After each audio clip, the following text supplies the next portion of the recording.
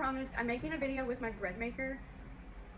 This is a game changer for me because I hate buying bread at the store. I make my kids lunches for school every day, so I cannot keep up with the demand with my sourdough, and it takes a really long time, 24, 48 hours to make a loaf of sourdough bread. Plus my kids don't really love it because it hurts through from their mouth because the top is crunchy and stuff, so they don't really love it. I still do sourdough, I still love sourdough, I will never quit. However, this right here, it's like having fresh bread and living in the old days, but we got the new age inventions, okay? So my machine came with recipes. You can do French bread, just basic bread. That's all I've done so far is basic bread, and I am hooked. Let's see, gluten-free sweetbreads, and it gives you all the recipes and all the step-by-steps for it. You can even make cake in this thing, okay? This is so cool. So I still need to get ready. I've got dishes to do, laundry to do. I've got a crap ton of things to do. So I'm gonna put everything in here. I feel like this is where I was late to the game, okay? There's a bird feeder out there. He loves to sit here and watch the birds. I didn't know you just put all the ingredients in there and it mixes it, it kneads it, it lets it rise, and it cooks it. You don't have to do anything. That's where I never really knew how cool these things were. So I would buy another one. Like, these are so cool, so cool. Enough of the chit chat, I'll show you how it's done.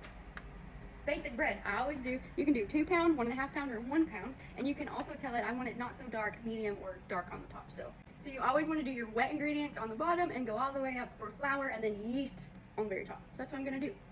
Okay, it's kind of hard to show you. I've got wet ingredients all the way up to the dry with the yeast on the top. It like kind of has to go in a certain order. It's not hard. Okay, so I'm doing a 2 pound loaf,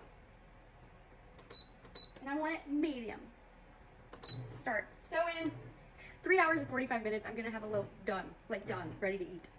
And I don't have to touch it. Like, I can walk away and it's good. Actually, the other day, I'd made my first loaf and I was just excited. Got it out of the box, made my first loaf.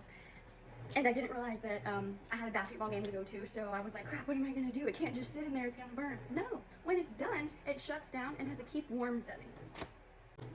I wouldn't leave it in there. I did look it up and it said like 30 minutes to an hour to leave it in on the warm setting because it'll get gummy. It'll get moisture trapped in there. So that is plenty of time. I came home and had amazing bread. So I'll show you guys what it's like in an hour or 3 hours and 45 minutes. Bye. Okay, I am pulling my bread out like, 3 or 4 minutes early because I've got to go and I'm not coming back for a while. So like I said, you don't want to let this sit in there for over an hour at most on the warm setting. So here she is. Since I'm pulling it out early, it's more like a light than the medium I was going for. Really figure out how to get it out, but I think that works the best. And here it is, the most perfect little loaf of bread. Now I'm gonna let it sit here and cool all the way down, so when I get back home, all I can do is slice into it and we're gonna have it with dinner tonight. You guys need a bread maker. I'm telling you, it's a game changer. Bye.